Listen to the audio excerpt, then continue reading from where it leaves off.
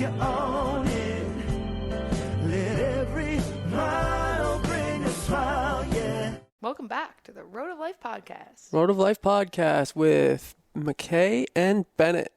I don't know, I can't remember. Did we ever introduce why we call each other our last name? The fact that we even do call each other our last names? Have we talked about that? Maybe let's start this episode with just a quick overview of what that's all about, because people do think it's weird. And so we don't confuse people, because I know I confused people for a long time when we first got together. So we do call each other by our last names. I call her McKay. And I call him Bennett, like basically exclusively when we're talking to each other. Yeah. It's weird if he calls me Meredith. It sounds like you're in trouble. Yeah. Meredith, what did you do? It just sounds so strange coming from you. Yeah, I don't know what's going on. I don't use it very often. The only time you'll hear me say it is if I'm talking to somebody else who doesn't know that you're McKay. Mm-hmm. Yeah. So we do. It's weird, and it's something that has come up over the course of our relationship. People ask. Yeah, like, what is that about? Why do you do that? It's actually quite disappointing for people, I think when we tell them the story, because there actually really isn't a story. It's pretty anticlimactic. Yeah, when we started dating, we just started doing it. I just started calling you McKay. Mm-hmm. And in turn, you just started calling me Bennett. It wasn't anything, maybe it was just easier to say McKay than Meredith. I don't even know why I started it. I just started calling you McKay. And well, it's funny because I started calling you Bennett, and when we first started dating and I'd be telling a story about you to my friends or something, I would try to say Craig so that I wouldn't confuse them, but sometimes I would forget because that's not what I call you, and just in the middle of a story start calling you Bennett. And I think for a long time multiple people thought I was dating two more people? than one person.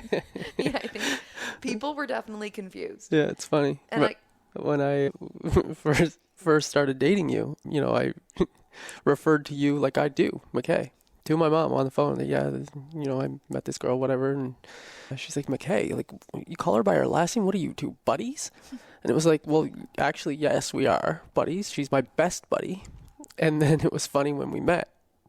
When you met her, introducing you guys, she tried literally to call her McKay. Oh yeah, she tried to call me McKay. I think because that's what you call me. I call her that. So she started to say McKay instead of Meredith, and you could tell that it was weird for her. It was awkward for her. It didn't resonate for her. So she's now settled on Meredith. Yeah, she calls me Meredith. Yeah, Your grandmother, on the other hand. My grandmother and my aunt, I noticed. I noticed that on the weekend. On the weekend when we went and visited her, that she called you McKay. Yeah. Yeah. And my grandmother, 86-year-old grandmother, always refers to you as McKay. Yeah, exclusively McKay to her. Yeah. So anyways, it's a weird thing that we do. Well, so it's also funny because Nate, 7-year-old nephew, doesn't even call you, he doesn't call you Craig, and he rarely now calls you Bennett. He calls you Benny. Yeah, he's shortened it one step further. Yeah, he's put a nickname on the last name. Yeah. Yeah. He's the only one, though, I think. Yeah. But anyway, it's just something that we thought we'd, address, since you're going to hear us call each other by our last names, and you're going to be like, which one is which? What's going on there? How is this relevant? Let's mitigate the confusion. What's going on here? So, quick little side story. But what are we actually talking about today, McKay? Actually, we were thinking we would talk about vulnerability. We're going to dig into relationships over the course of this podcast, at least for a while. Yeah. We think, like we talked about in the last one, relationships are our superpower. Yeah. And so that's where we're focusing our time and attention right now. So we're going to spend some time on relationships for a while. Yeah, and I think it's super needed and necessary for folks to understand relationships and have better relationships. And I think we're in an era of life now where social media takes over and people isolate themselves and they're in their phones, and I think we're retreating a little bit within ourselves. It's funny. Well, it's not funny. It's ironic, I guess, that loneliness, the amount of people experiencing loneliness is higher than it's ever been in a world where we're more connected than ever. Supposedly more connected than ever before. Yeah. The world is the smallest it's ever been. Yeah.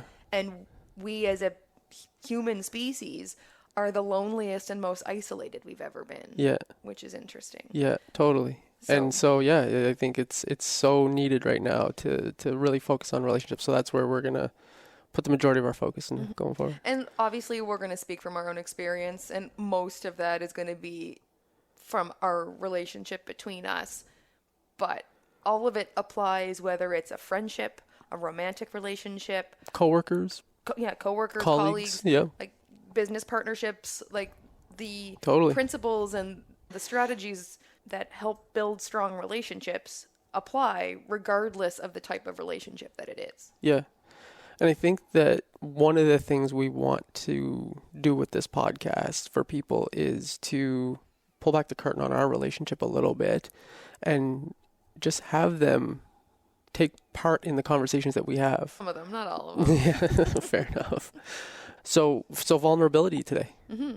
We talk a lot about vulnerability, actually. Yeah, we do. It's important for us, and I think it's important for us because it's been something we've done well and has really been a foundation for us building our relationship. For sure. It's been a work in progress for sure. For me, especially. It's not something that comes naturally for me. So for anyone out there who's listening, who's like, vulnerability, that's scary. Mm-hmm. Very scary. Yeah, no, it is scary, and I will be the first to stand up and say it is. It's not something that comes naturally to me. It's something that I've definitely had to be focused and intentional about. For sure. And I think you would consider me a bit of an oversharer, but that does not mean I'm any more comfortable with vulnerability than you are. Yeah. I'm more willing to share things about my life, but I'm not willing to share any of the really important things about my life very easily. So I think vulnerability is hard for everyone. And I don't think, personal opinion, vulnerability necessarily gets a lot easier. You get more comfortable with how uncomfortable it is, and you know the value of it, so you get stronger and better at it, but it doesn't actually get any easier to be vulnerable. It's always hard. Totally. And when you really boil it down, it's a fear of putting yourself out there, being rejected, judged, getting hurt in any way. You're putting yourself out there in some way, shape, or form to be judged, rejected, or whatever. And as human beings, that's really scary. Well, in societies, back in the day, we would be shunned from society if we did something that was not to the group's satisfaction or liking, and then you would be out on your own. And that's a fear that we still kind of hold as a species. It's evolutionary because if you were kicked out of the group, you were likely to die. Yeah, 100%. So it is a fear that has its roots in our evolution. So it's not an unfounded fear. However, the consequences of being kicked from the group are less severe. They're not the same physically than they were before. 100%. So all that to say is that it is scary. It's not easy, and that it is putting yourself out there with fear of being judged. But if you can push through it, it is the superpower to building relationships. It is. It's what moves you forward in the world. It's what connects you to other people. If you have no ability to be vulnerable, then you also can't be empathetic to other people. You can't connect with people. People don't connect with perfection, right? Because none of us are perfect humans, or none of us are perfect people. Yeah. And so if I can't see flaws in you, I can't connect to you because I'm a flawed person. And so if I can't see flaws in you, I can't connect with you. And one of the hardest things for me was to get over perfectionism. Growing up, I was always about, how do I not let people see whatever I'm trying to hide? Like whether it's, I'm not very good at this and I need to be, so I'm not going to try. I'm not going to do that because I'm not good at that. And I don't know what people think. It was a very real issue for me to get past. Growing up, I always wanted to be seen as perfect. I wanted perfect attendance. I wanted to ace the tests. I wanted to... And that's why we connected in the beginning, because I'm the same. Yeah.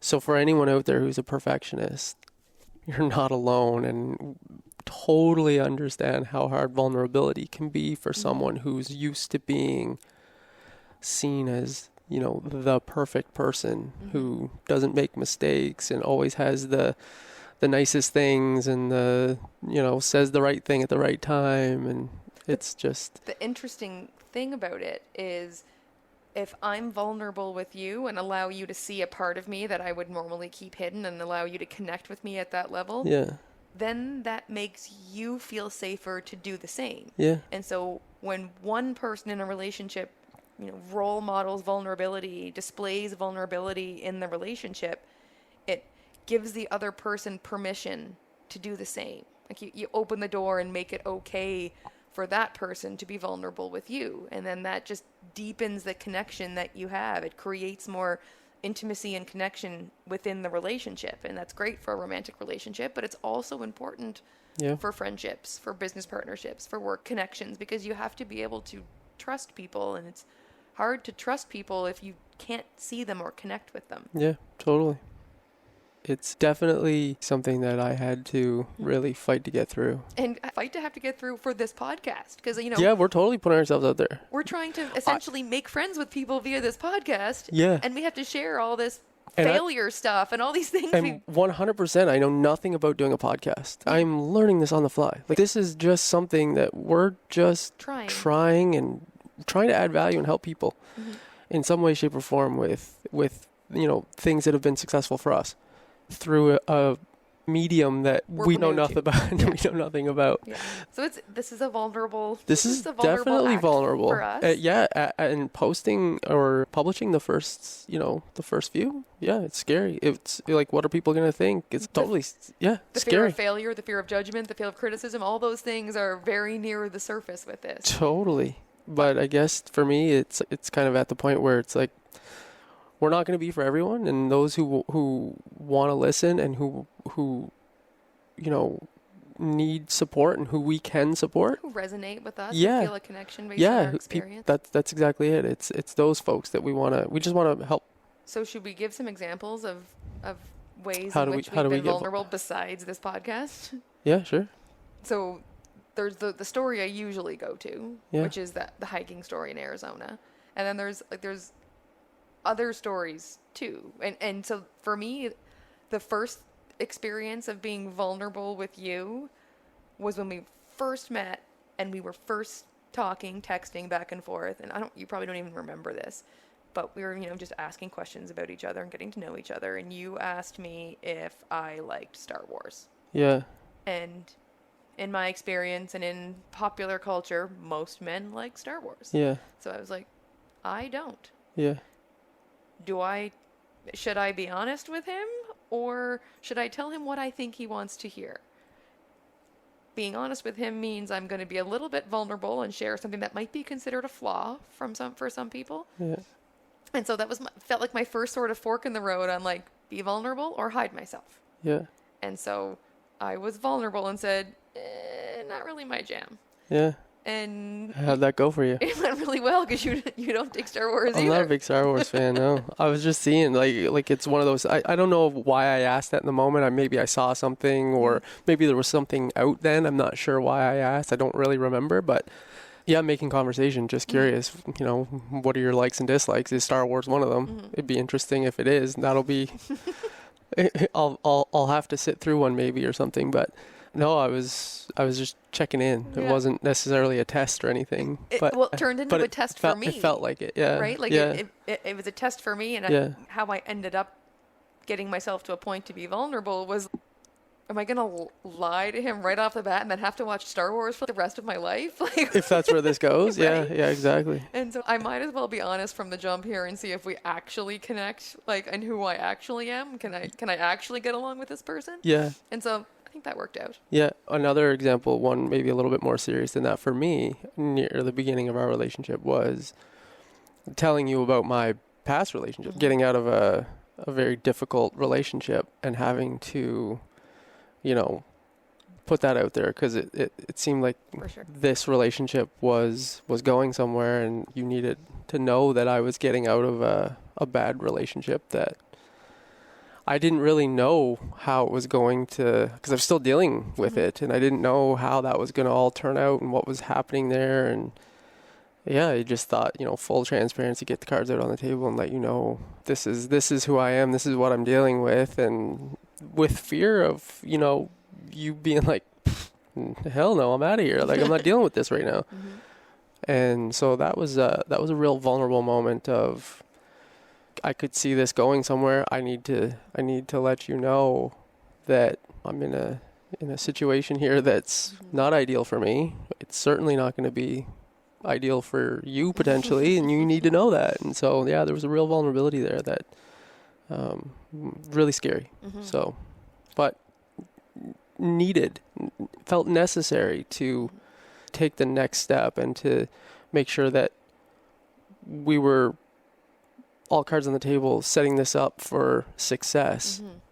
And so my go-to story about vulnerability that I usually share is one day we were hiking in the mountains in Arizona, because we like to spend winters in Arizona when we can, because it's, you know, no snow and it's lovely. And so we were out hiking one day and coming down the mountain on our way down. And he's like a friggin' billy goat coming down a mountain. He's very, you know, sure-footed, so he's way ahead of me. And it's really pissing me off that he's getting farther and farther down the mountain, getting ahead of me. And like, doesn't seem at all concerned with waiting for me. Just down he goes. So can I say something in this moment? No concern that I'm getting further and further away from you, because I actually don't know that I am getting further and further away from you. I never assume that you're not keeping up. I always assume you're like right there. For sure. Yeah. But from my perspective, it's back. I just want to make it clear that for me, it's like there's nobody I know that's more capable of really anything. So I just always assume you're right there. Right. Yeah. So I'm not, though. So I'm a little slower. In this particular case. In this particular instance. You're a little behind. I'm a little slower coming down the mountain. Yeah. And it's really irritating me.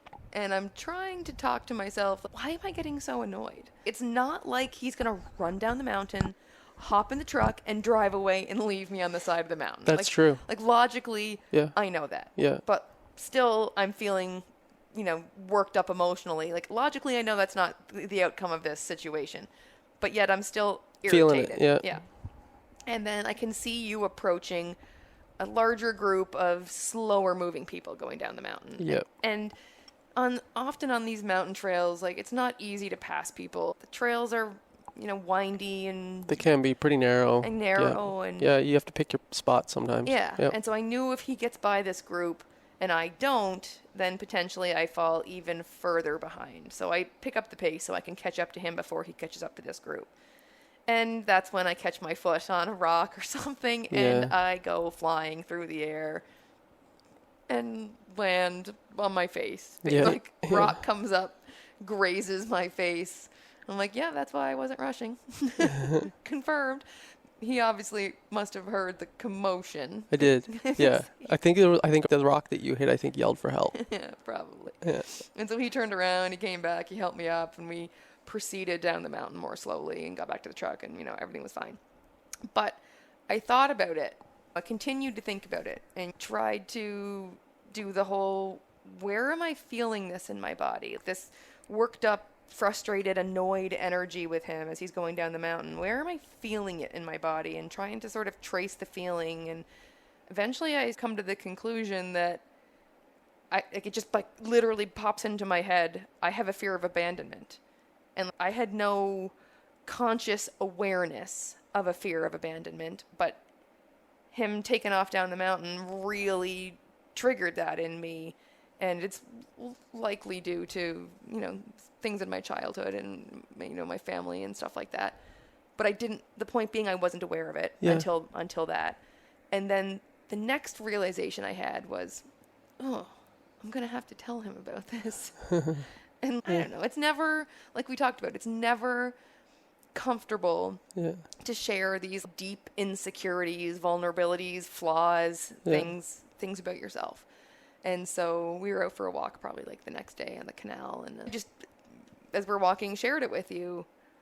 And it was really vulnerable for me. And it's interesting, right? Because logically, you're probably not going to leave me for a fear of abandonment. Yeah.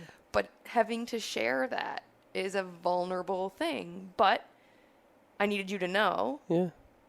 And now that you know, you can help me with it. You can't help me with it if you don't know about it. Right. But yet it's still a scary thing to share. Yeah, and it brought us closer. For sure. Like it's just that it's vulnerability. By you opening up and sharing that with me, I can see that it's something that's really impacting you. And now I know that below the surface that exists. And so the next time we're in a situation similar to that, Throw a glance over your shoulder. I slow down and I make sure that you're on my hip. But the point being, it brings us closer, because that's what being vulnerable does. You connect more deeply once the sort of immediate uncomfortable fear passes. And the reason you were able to share that day is because of the other moments that we were able to be vulnerable with each other early in our relationship. And we've built that muscle where when something is bothering us or something is going on, we're able to share that so that the other person can be there to support. Because at the end of the day, that's what we signed up for. That's our job in this relationship, is to be there to support the other person. So whenever one of us is having an issue, something going on in their heart, in their head, wherever, it's really important to know that you've got that support with the other person. And so vulnerability is what builds that muscle. It's what opens up that relationship to that level of sharing. And it's so critical. It really is a superpower in a relationship. And it's interesting too, because, as humans, we have this innate need, like you talked about, from like an evolutionary perspective, this innate need for belonging and community and connection to other people. And it's vulnerability that creates that connection, that builds that community, because, when you can relate to other people, when you can relate to their flaws, like that's what builds connection, and that's what builds community. And as humans, we all need that. And yet we shy away from the being vulnerable, because it's momentary discomfort that breeds, deep long-term connection and happiness. And it reduces loneliness, and it has all these amazing side effects, being vulnerable, but we're also freaking scared to do it. Yeah.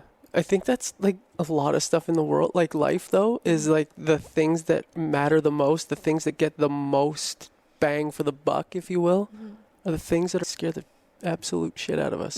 It's true. All right? Like it's when you feel that feeling of fear, that, oh my God, can I actually do this? It's a sign that you actually need to do that.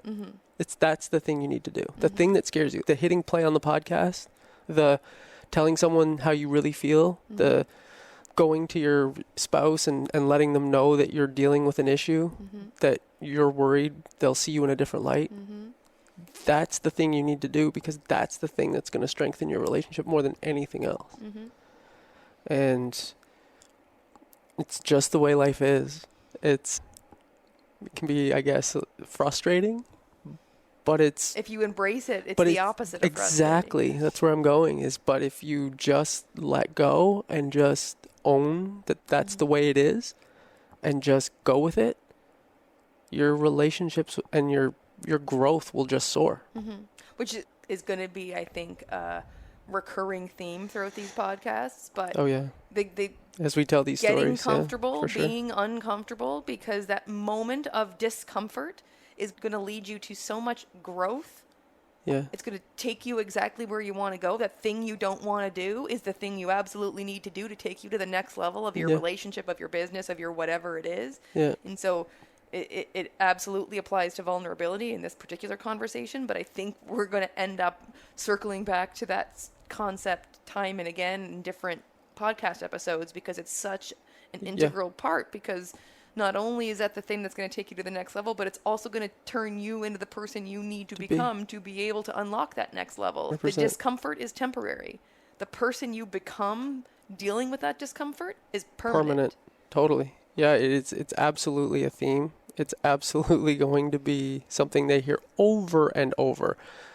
Everything you want is on the other side of hard discomfort or scary. Yeah, I love Everything. the Monty Monty Williams Williams. from Phoenix Suns when they were in the playoffs. Yeah. Everything you want is on the other side of hard. This is hard. Everything you want is on the other side of this, though.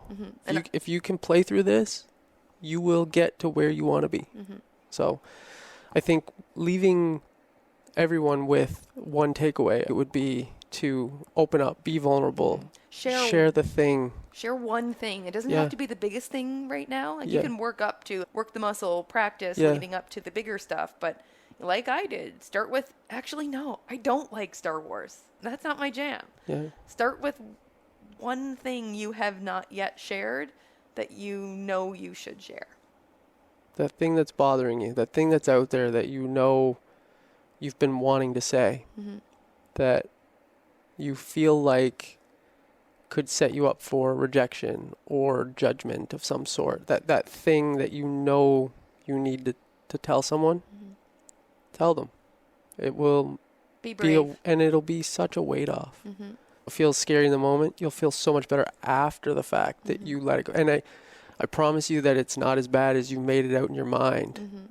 Is not how it's going to end up. Like it's never as bad in reality as you make. And that's the other thing, is that your mind will make up worst case, and it will always go to these crazy scenarios, but they never come. No. They very rarely come to fruition. So the question I like to ask myself before I do something scary or uncomfortable or hard is, instead of saying what's the worst that could happen, because that's where our brains, like you say, our brains go there automatically. Totally. We don't need to encourage our brains to go to worst case scenarios. Yeah.